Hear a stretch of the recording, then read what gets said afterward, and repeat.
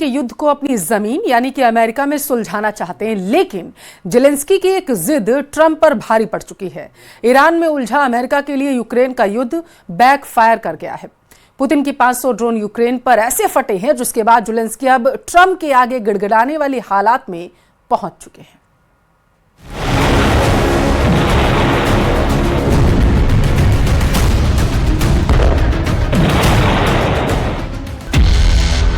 करीब 500 ड्रोन और 40 से ज्यादा मिसाइल जब गिरती है तो कैसे तबाही होती है, ये जेलेंस्की यूक्रेन में रोज देख रहे हैं। ये खेरसॉन का इलाका है। यूक्रेन की सेना के अड्डों को टारगेट करने के लिए पुतिन ने हमलों की बौछार कर दी है। 500 ड्रोन, 40 से ज्यादा मिसाइल, ऐसे हमलों ने यूक्रेन में ब्लैकआउट बम फोड़ने जैसा हाल किया है। जेलेंस्की क्या करें, किसे बचाएं, किसे कुर्बान होने दें, क्योंकि 500 ड्रोन और 40 से ज्यादा मिसाइल यूक्रेन पर ताबड़तोड़ हमले करके पुतिन ने साफ कर दिया है कि जेलेंस्की को ऐसे हमलों के लिए अब आदी होना पड़ेगा।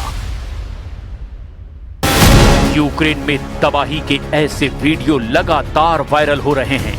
सोशल मीडिया पर ये वीडियो डालकर जेलेंस्की बता रहे हैं कि 2025 से भी खतरनाक होने जा रहा है 2026।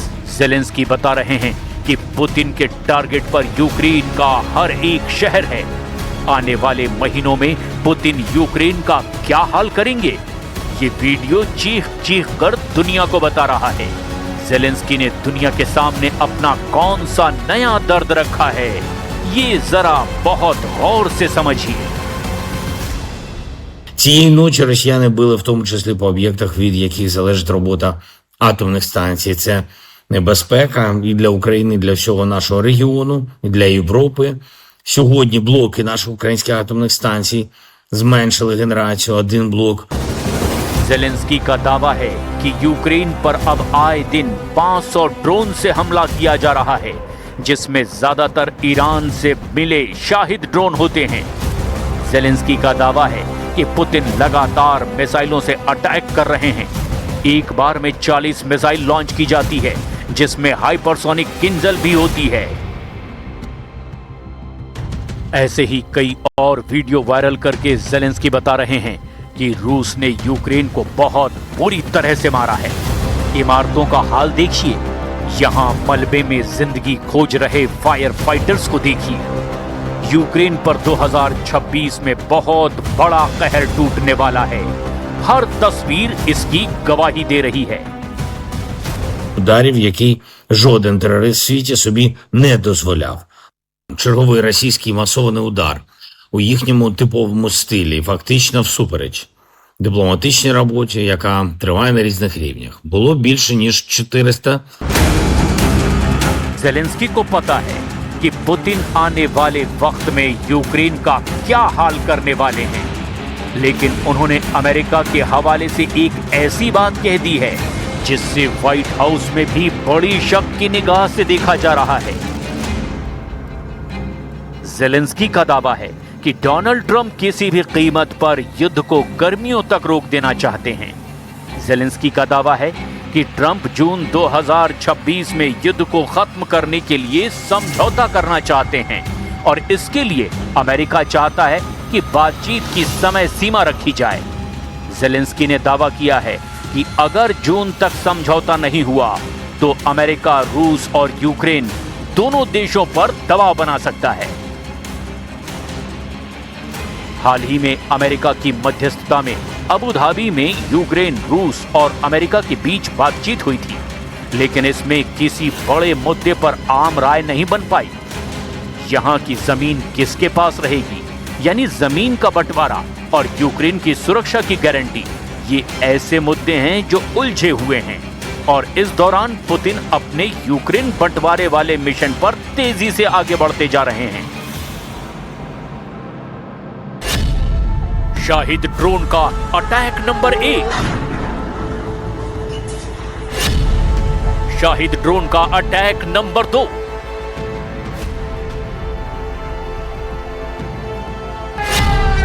शाहिद ड्रोन का अटैक नंबर 3।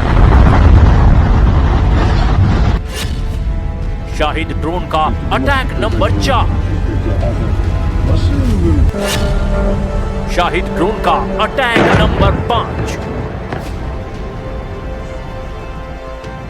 रूस को ईरान से मिला शाहिद ड्रोन इस वक्त पुतिन की सबसे बड़ी ताकत बन चुका है।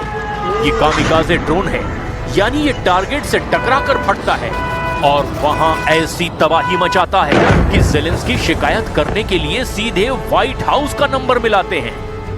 रूस ने सिर्फ नवंबर 2025 के महीने में ही 5,447 शाहिद ड्रोन लॉन्च किए, यानी पुतिन के ऑर्डर पर रोज 882 शाहिद ड्रोन से यूक्रेन पर हमला किया गया। जुलाई 2025 में रूस ने 6,297 शाहिद ड्रोन से हमला किया था और तब पुतिन के ऑर्डर पर रोज 203 ड्रोन लॉन्च किए जा रहे थे।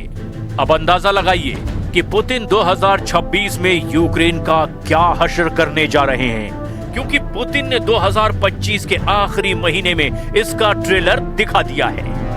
Бригадам. Я хочу подякувати кожному працівнику тих комунальних служб, які реально допомагають. Всі в Україні готові допомагати. І реально всі допомагають Києву. Це багато громад, дуже багато, державні компанії. पुतिन ने 2026 के लिए अपना युद्ध का एजेंडा सेट कर दिया है।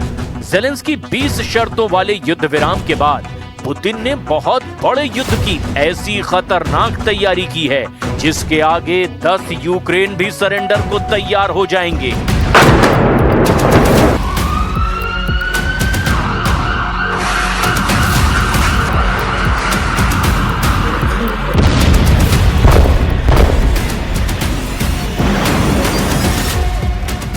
पुतिन ने कहा कि रूस ने अपने हथियारों के उत्पादन में 22 गुना तक इजाफा किया है। टैंकों का उत्पादन 2.2 गुना बढ़ा दिया गया है। लड़ाकू विमानों और हेलीकॉप्टर के प्रोडक्शन में भी 4.6 गुना इजाफा किया गया है और गोला बारूद यानी बम, मिसाइलों और ड्रोन का उत्पादन 22 गुना बढ़ा दिया गया है। पुतिन की हथियार फैक्ट्री हफ्तों के 7 दिन 24 घंटे चालू है।